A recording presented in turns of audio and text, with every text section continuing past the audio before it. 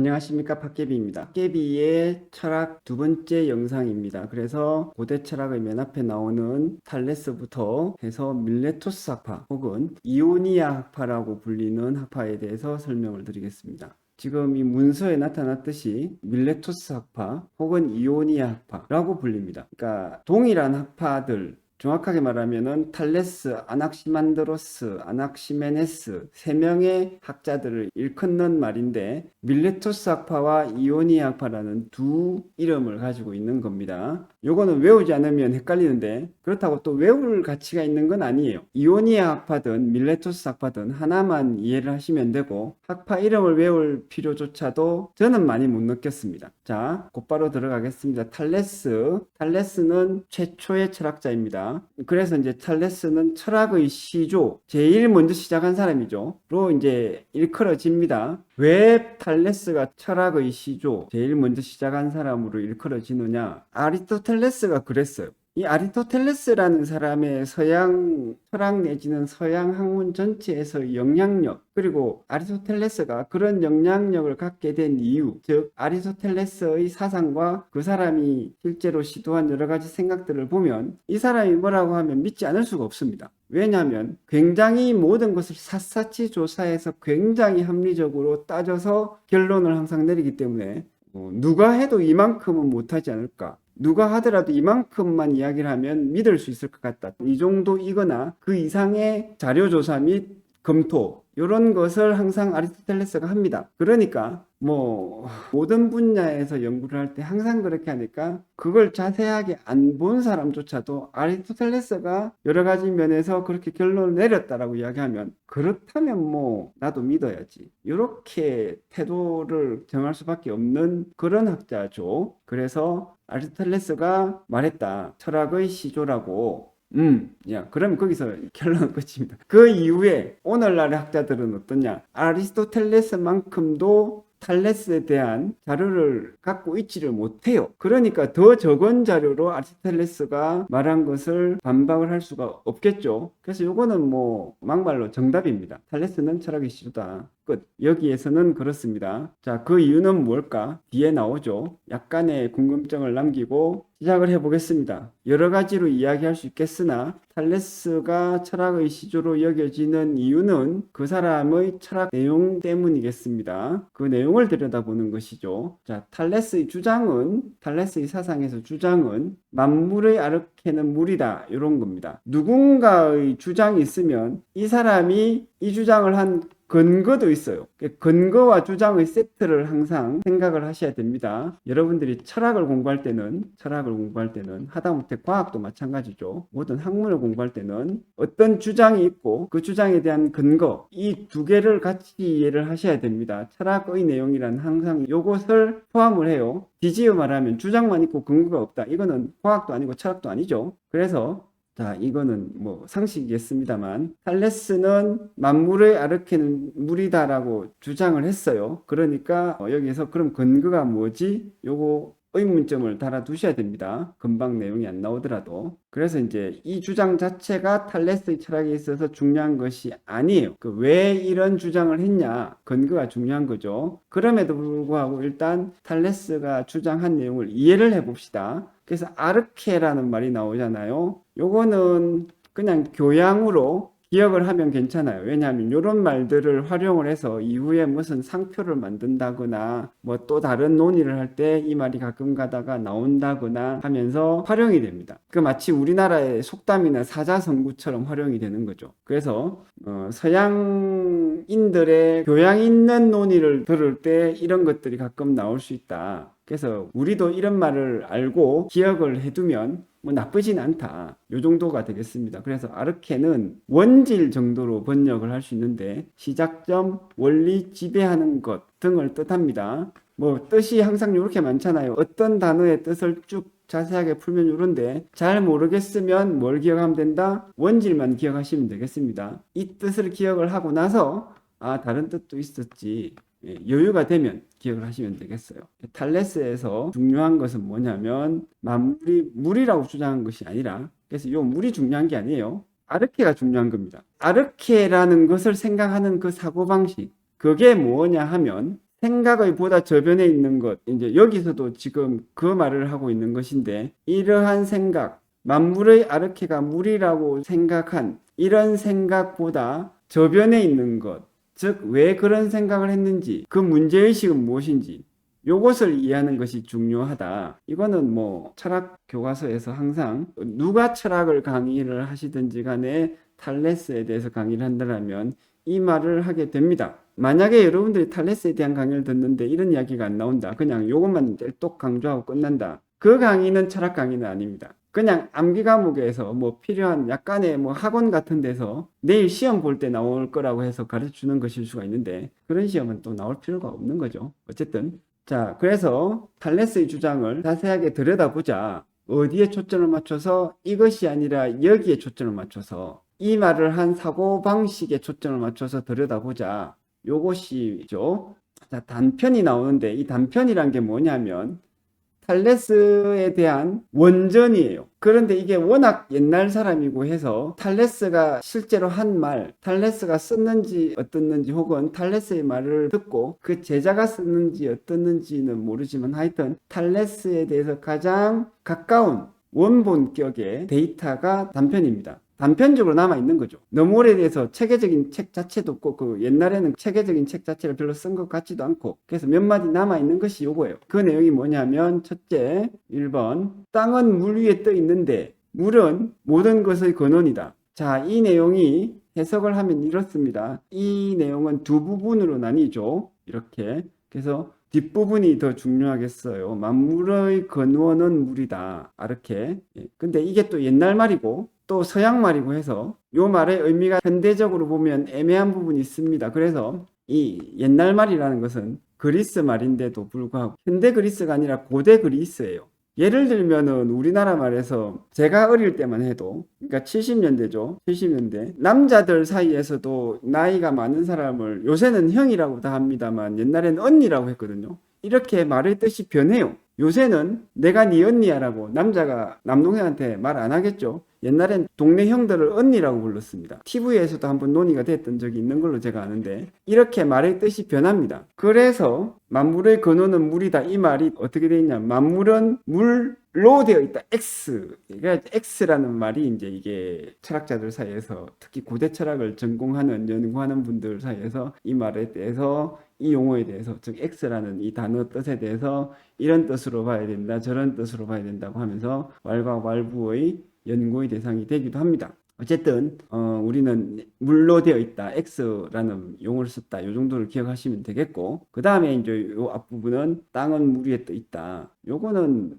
좀 신화적인 사고방식이 아닐까라고 생각을 해요. 그래서 요 뒤의 내용이 탈레스의 주장에서는 중요하죠. 그 다음에 탈레스의 단편 두 번째 내용은 명백하게 생명이 없는 사물들도 살아있다. 세계는 신적인 것들로 가득 차 있다. 이런 이야기도 있습니다. 이 내용은 조금 고대적인 사고방식, 모든 것을 좀 의인화해서 세상을 신의 어떤 산물로 보는 이런 사고방식이 있는 것 같아요. 그래서 이것은 현대적인 사고의 가치는 좀 적지 않나라고 보고 있습니다.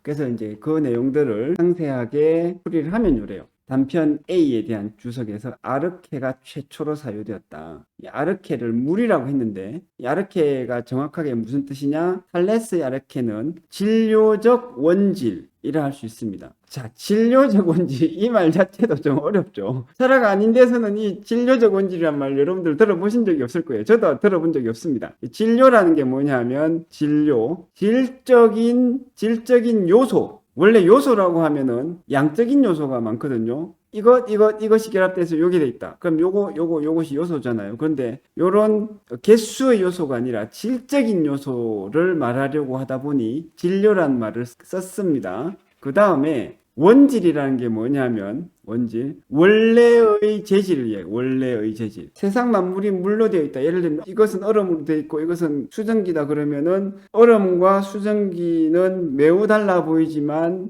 얼음과 수증기를 이루고 있는 원래의 재질이 뭐다? 물이다. 딱 이렇게 생각하시면 되겠어요. 그래서 원질이라는 용어를 썼습니다. 여기에 대해서 아리스토텔레스가 평가를 이렇게 했어요. 아까 아리스토텔레스가 뭔가를 평가했을 때 왜 근거가 있는지 설명을 드렸습니다. 권위가 있는지 설명을 드렸죠. 그래서 그걸 보면 최초로 철학하기를 시작한 사람들은 아르케를 물질적 영역에서의 최초의 근원으로 이해를 했다. 그리고 이것이 형이상학적인 태도, 철학적인 태도. 형이상학적인 태도는 논리적으로 이 앞에 이런 생각이 있어야 된다라는 것을 끄집어내는, 그래서 그걸 같이 이해하는 그런 태도라고 보시면 되겠습니다. 이 형이상학적인 태도의 개념에 대해서는 여기에서 이걸 자세하게 이야기하면 논의가 산으로 갈 수 있기 때문에 건너뛰겠습니다. 그래서 아까 말씀드린 것처럼 뭐뭐로부터 X 이 뜻에 대해서 자세하게 나오죠. 현대적으로는 X란 뜻, 탈레스가 만물이 물로부터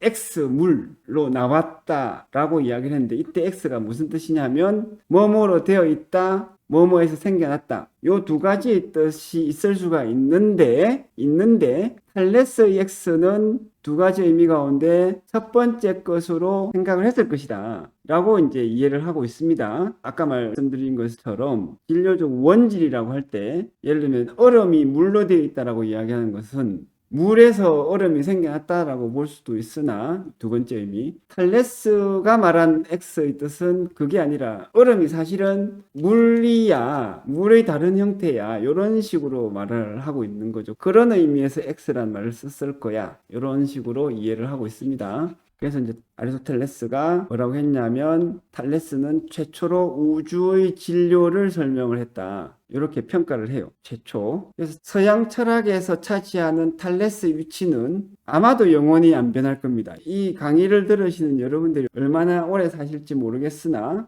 아마 여러분들이 죽기 전까지는 이 탈레스가 서양 철학의 최초다, 이런 기본적인 내용들 있잖아요. 지금 제 이 강의에서 설명하는 이런 내용들, 그 안 변하고 영원히 간다고 보시면 됩니다. 시험에 안 나올 수는 있어요. 중요하지 않다 내지는 이거 관련이 없는 내용이라고 해서 여러분들이 시험에 안 나올 수는 있는데, 이게 나중에 몇몇 학자들이 연구하다 보니까 탈레스가 최초가 아니네, 두 번째네, 아니면 그렇게 중요한 사람이 아니네, 이런 결과로 뒤집힐 가능성은 여러분들이 돌아가시기 전에는 절대로 그런 일은 안 일어난다, 이렇게 생각하시면 되겠습니다. 그러니까 그만큼 한번 잘 공부를 해두면 변하지 않는, 쓸모있는, 그래서 그만큼의 가치는 있다, 불변하는 지식이라고 보시면 되고, 사실 저는 개인적으로 그런 데 관심이 좀 있습니다. 불변하는 지식. 오늘 열심히 외웠는데 내일은 쓸모가 없더라. 오늘 열심히 외운 걸로 무슨 퀴즈 대회 나가서 1등을 해서 몇백만을 탔다. 그건 좋은데 그게 내일 되니까 가짜인 지식이 되어버리더라. 이런 거는 제 취향은 아니라는 뜻이죠. 자, 물이라는 답변의 두 가지 성격을 또 아리스토텔레스가, 여기서 물이라는 답의 두 가지 성격을 누가 이야기했다? 아리스토텔레스가 이 샅샅이 다 연구를 했어요. 그래서 지금 탈레스라는 철학자에 대한 현대의 모든 책에 나오는 대부분의 내용은 다 아리스토텔레스가 이야기해 놓은 것에서 출발합니다. 그만큼 탈레스와 더불어서 아리스토텔레스가 왜 서양 철학에서 중요한지를 간접적으로 알 수가 있는 거죠. 제가 1학년 때 처음에 탈레스에 대한 강의를 들을 때 아리스토텔레스의 권위에 대해서 같이 얘기해 주시는 경우는 잘 없었습니다. 다른 교수님들께서. 그러니까 다른 교수님들은 조금 더 단순한 주제에 딱 맞춰서 잘 강의를 하시고, 저는 약간 난삽하게 지금 설명을 드리고 있는 편입니다. 자, 물이라는 답의 성격, 즉 탈레스가 생각한 사고방식의 두 가지 성격이라고 할 수도 있겠습니다. 첫째는 원질, 아르케가 하나라는 이론론적 성격이고, 이론론이 아니면 다원론이 있겠죠. 그 다음에 둘째, 물로부터 만물이 생성되었다는 물활론적 성격이다. 물활론이 아니면 누군가가 신이 생명을 불어넣어서 뭔가 움직이기 시작했다, 이런 것이 물활론과 대비되는 사고방식입니다. 물활론이라는 것은 물질이 저절로 움직인다, 이런 사고방식. 자, 이 물활론적 사고방식은 옛날 과거에는 힘들었죠. 옛날 과거에는 문명권마다 조금씩은 다르겠으나 대부분의 많은 문명권에서 어떤 식으로 생각을 했냐면, 무생물이 있는데 거기에 신이 들어와서 신이 생명을 불어넣어서 그래서 뭔가 변화가 시작되었다, 이런 식으로 설명하는 경우가 많죠. 그것이 물알론이 아닌 이른바 흔히 생기론 등등의 이름으로 대비되는 사고방식입니다. 이 대비를 통해서 어쨌든 우리는 탈레스의 생각을 잘 이해를 할 수 있고 분명하게 이해를 하실 수 있을 겁니다. 물알론의 기본 생각은 탈레스가 왜 이런 식으로 생각하게 되었을까? 요거를 이제 추측을 해보는 것이에요. 그래서 뭐 고대에도 씨에서 열매가 나온다거나 달걀에서 닭이 나온다는 요런 경험을 반드시 했을 텐데 요와 같은 방식으로 생각했을 거야. 그래서 물에서 다른 물질 내지는 만물 요게 나온다. 요렇게 생각했을 것이다. 요렇게 이제 이해를 하고 있습니다. 아리스토텔레스적인 의미에서의 원인 요거는 조금 다른 이야기인데 요거는 좀 건너뛰겠습니다. 요거까지 같이 이야기하면 불필요하게 어려울 수가 있어요. 정리를 해보면 아까 말씀드렸죠. 만물이 모두 물로 이루어져 있다라는 하나의 원소적인 성격, 즉 이론론적인 경향이 있습니다. 탈레스의 사고방식에. 아르케를 물 하나로 여긴 사실이죠. 그래서 현상을 설명함에 있어서 이 이론론이 가지고 있는 장점은 통일성을 부여할 수 있어요. 만약에 흔히 말하는 음양오행설에서 오행 5가지 요소로 이루어져 있다. 이렇게 하면 좀 다양하게 보여서 멋있어 보일 수가 있는데 이런 것에서는 통일성을 부여하기 어렵습니다. 어느 것이 더 중요하지 이런 문제가 생기거든요. 왜 여기에는 목과 금이 있는데 왜 하필 금의 성격이 안 나오고 목의 성격이 나오냐? 그럼 다른 데서는 왜 목의 성격이 안 나오고 금의 성격이 나오냐? 이런 것에 대해서 일관적으로 설명하는 것 이게 이제 통일성이 되겠는데 이론적 통일성 이런 것들이 굉장히 어려워요. 항상 어렵게 됩니다. 참고적으로 음양오행설에서 오행설은 처음부터 가짜입니다. 이거 중국 학자가 오행에 대해서 그 근원을 탐구해 놓은 책에서도 이미 나옵니다. 제가 옛날에 읽은 적이 있는데 제가 혹시나 여기에 대해서 책을 쓰거나 논문을 쓰게 되면 자세하게 말을 할 수가 있어요. 근거를 확실하게 될 수가 있습니다. 어쨌든 오행은 좀 철학 내지는 학문의 수준에 올라올 수 있는 내용이 아닙니다. 동양의 음양오행을 다 거짓이라고 말하려고 하는 것이 아니라 음양은 주역을 통해서 상당히 이론적인 체계를 갖추고 그 논리적인 근거가 있습니다. 그런데 오행은 원래 원천적으로 그렇고 중국의 전설이나 민담을 특별한 검토 없이 뚝딱뚝딱 이론으로 만들어 놓은 거죠. 성리학이 생기면서 신유학이라고 불리는 성리학이 생길 때 그 작업이 일어난 겁니다. 근거가 없어요. 동양의 철학이라고 하는 것들이 문제가 뭐냐면 그냥 근거 없는 근거 없이 뭔가 좀 실천적이거나 도덕적인 권위를 가진 사상가가 근거 없이 말해놓은 것을 주워다 숨기는 경향이 있습니다. 이렇게 되어서 문제가 있는데 오행설이 그 중에 하나예요. 그 다음에 뭐 하도와 낙서 이런 거 자주 나오는 데가 있는데 그거 다 처음부터 끝까지 거짓말입니다. 제가 좀 세게 이야기해서 죄송스러운데 누구를 탓하는 것은 아니고 아무리 옳은 사람이라도 올바르거나 착한 사람이라도 잘못 알고 거짓말을 할 수가 있죠. 제가 말씀드리는 것이 그겁니다. 하도와 낙서를 가지고 많은 이야기를 하는 분들이 있는데 그런 분들 많이 봤는데 그분들이 다 훌륭하시고 그분들이 하시는 말이 많이 맞을지 모르겠으나 하도와 낙서가 뭐 옛날에 하은주 중국 고대 시대부터 뭐 거북이 껍질에 의해서 뭐 진적으로 나타나고 다 거짓말이에요. 그 근거가 없습니다. 중국 책 자체에 그 기록이 없어요. 그런 엉터리가 있다는 것을 여러분들이 이해를 하시고 그래서 그런 엉터리가 도처에 있고 그런 것들을 이야기하는 사람들 중에 석사 박사가 많기 때문에 교수들도 있습니다. 그래서 여러분들이 좀 더 신뢰할 만한 강의를 듣고 하셔야 되는데 제가 지금까지 유튜브를 오래 하면서도 몇 년 동안 하면서도 동영상을 많이 못 올린 이유가 그거예요. 뭔가 좀 검토를 오래 하고 제가 확신을 가지고 이거는 그냥 내 경험에 가깝기 때문에 말하는 것이 아니라 다른 분들한테도 여쭤보고 이 정도면 나도 확신을 가지고 여러분들한테 이거는 그냥 믿으셔도 됩니다 라고 할 만한 내용을 만드는데 어려움을 겪었습니다. 그래서 뒤집어 말하면 지금 요 영상에 있는 내용은 여러분들이 그냥 좀 많은 권위를 부여해 주셔서 믿어 주셔도 될 만큼 제가 노력을 기울이고 검토를 한 내용이라고 보시면 되겠습니다. 이분법적 사고가 나오죠. 이 이분법에 대해서도 제가 또 설명을 드려야 되는데 제가 대학교 때 여러 가지 책을 읽으면서 이런 사고는 이분법적 사고라고 하면서 그 사고가 이분법이라서 한계가 있고 이런 비판을 많이 읽었어요. 그래서 이분법적 사고라고 하면 나쁘다 이런 사고방식 편견이 제 머릿속에 한때 박히기도 했습니다. 근데 이분법적 사고방식은 뭐 나쁜 것도 아니고 좋은 것도 아닌데 상당히 괜찮아요. 세상에 활용되는 많은 뛰어난 과학적인 사고방식, 철학적인 철학적인 사고방식이 이분법적인 사고방식을 가지고 있습니다. 제가 수학의 진짜 재미라는 책에서도 말을 했지만 좋은 생각은 단순해야 되거든요. 단순한 생각이 아닌 생각은 뭔가 제대로 분명하게 이해하지 못하고 머릿속에서 막 실타래처럼 엉켜있는 생각일 가능성이 커요. 그러면서도 단순하면서도 많은 것을 논리 정연하게 생각할 수 있는 사고방식이어야지 좋은 사고방식인데 이분법이 그 중에 하나입니다. 그래서 이분법 아니면 3분법 정도가 될 수 있겠고 아니면 이론론, 이분법이 아니면 이론론도 이분법도 아니다 그러면 3원론 정도까지 갈 수 있겠어요. 4분법, 4원론 이렇게 되면 이분법을 반복 적용한 것이거나 4분법이 그것도 아니면서 4분법이다. 이거는 정리된 생각이 아닐 가능성이 큽니다. 이런 점들을 염두에 두시고 이분법적 사고방식에 혹시나 여러분들이 거부감을 가지시 마시기를 바래요. 그래서 철학사적으로 굉장히 중요합니다. 이 이분법적 사고방식. 탈레스의 생각 안에 이분법이 어떻게 들어있냐면 일상 경험의 세계와 현상의 세계, 그 다음에 궁극적인 근원 내지는 실제 본질의 세계가 다르다. 요게 이제 이분법이죠. 그래서 이거는 감각 경험으로 파악되고 실제와 본질, 근원적인 것은 이성적인 사고로 파악이 된다는 겁니다. 이 이분법이 현대의 철학, 현대의 과학 도처에 들어있어요. 그리고 이것이 현대 문명을 끌어왔습니다. 그래서 여러분들이 저처럼 몇몇 학자들이 몇몇 공부 좀 했다고 하는 사람들이 책을 써가지고 현대의 사상, 현대 과학을 초월한 자기의 어떤 사상이나 이런 걸 말하겠다고 하면서 이분법을 열심히 비판한다.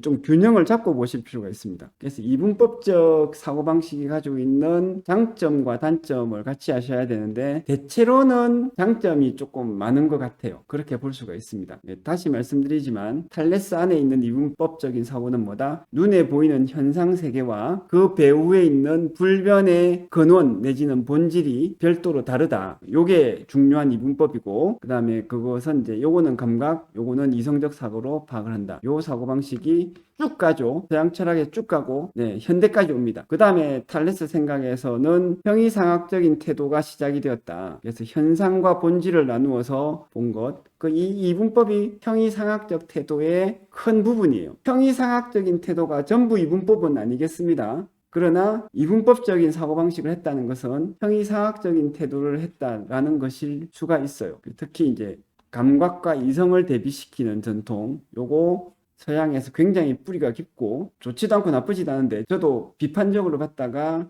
지금은 긍정적으로 보는 입장으로 많이 바뀌었습니다. 요거 이해를 하시고 이 정도에서 저는 어떻게 생각을 했었냐면 만물이 물로부터 물로부터 나왔다라고 하는 탈레스의 문장 하나 가지고 진짜 많은 걸 읽어내는구나. 제가 볼 때는 놀랬었거든요. 여러분들도 이런 생각을 하신다면 조금 어떤 의미에서는 재밌을 수 있지 않나 생각을 합니다. 그 다음에 단편 1의 B에 대한 주석. 단편 1의 B가 뭐냐면 요거죠. 땅은 물 위에 떠 있다. 땅은 물 위에 떠 있다라는 말에 대한 이제 해석이 되겠습니다. 그래서 탈레스는 B, 땅은 물 위에 떠 있다는 것이 만물의 아르케는 물이다라는 생각에 근거한다고 생각을 했다. 그래서 왜 아리스토텔레스는 이 아리스토텔레스 나오죠? 마치 동양 철학에서 뭐 이야기한다고 하면 공자가 뭐라고 말했다, 주자가 뭐라고 말했다 딱 나오는 것처럼 아리스토텔레스가 나옵니다. 우리 동양적인 전통에 비추어서는 아리스토텔레스가 거의 주자 정도에 맞먹지 않을까 그런 측면이 있어요. 주자가 유교의 많은 경전을 자세하게 주석을 달아서 주자 집주 뭐 이런 책을 쓴 걸로 제가 알고 있거든요. 그 비슷한 느낌이 좀 있습니다. 아리스토텔레스를 주자에 비유하는 이 생각은 저의 개인적인 생각이라서 여러분들이 동감을 안 하셔도 됩니다. 그냥 참고만 하십시오. 팟캡이라는 사람이 저렇게 생각하는구나. B는 이거는 생물이 물기를 가진다는 관찰에서 유래했을 것이다. 땅은 물 위에 떠 있다. 물 위에 떠 있다는 것은 아마 땅이 물 위에 떠 있어야지 그 위에서 자란 모든 것이 물을 먹고 사실 물기를 가지고 있는 것이 설명이 되지 않나 이렇게 생각한 것 같습니다. 그 다음에 만일 그렇다면 B는 즉 이 땅은 물 위에 떠 있다는 말은 생물 세계의 범주를 사물 세계에 적용한 것이 된다. 철학과 학문이 발전하기 전에 옛날 사람들은 모든 무생물을 의인화해서 생각을 했잖아요. 생물 세계의 범주로 주로 넣어서 생각한 거, 요런 흔적이 남아있는 것이다. 이렇게 본 것 같습니다. 아리스토텔레스가 그렇게 보고 있다는 것인데 그럴듯하죠. 그 다음에 단편 2에 대한 주석. 자, 이가 뭐냐면 명백하게도 생명이 없는 사물들도 살아있다. 세계는 신적인 것들로 가득 차 있다. 이게 생명이 살아있다. 요런 생각, 조금 신화적인 생각이 되겠습니다. 여기에 대해서 아리스토텔레스는 이 말에 의하면 물질 세계가 살아있다는 말인데, 그리고 살아있다는 것이 뭐다? 움직임의 원리라고 이해를 한다. 그래서 물질 세계가 왜 살아있다? 왜 저런 말을 했을까? 물질 세계를 가만히 보니 끊임없이 변하더라, 움직이더라. 하다못해 바람이 불면 돌이 굴러가기라도 하잖아요. 이거 다 살아있는 거야. 이런 식으로 생각한 것 같다. 요것이 아리스토텔레스의 해석입니다. 이건 역시 거의 뭐 현대학자가 해석했을 만큼 합리적이죠. 그래서 이의 해석, 만물은 살아있다. 이 말에 대한 해석이 어떻게 되냐 하면, 이 의의가 어떻냐 하면은 최초의 철학체계는 항상 세계를 인간의 측면으로부터 해석했다. 의인화된 개념이 탈레스의 단편에도, 탈레스가 직접 말한 것을 잘 적어놓은 그 말에도 좀 들어있다. 이런 식으로 이해를 할 수가 있겠습니다. 그다음 끝으로 보론해서 하나만 더 보겠습니다. 탈레스를 학문의 시초로 보는 아리스토텔레스의 견해를 잠깐 다시 살펴보면, 대조적으로, 그러니까 여기에 핵심은 이거예요. 탈레스 이전에 다른 사람은 어땠는데, 탈레스 이전에 다른 사람이 쓴 글에도 비슷한 내용이 나오는데, 예를 들면 호모도 이제 신들은 오케아노스,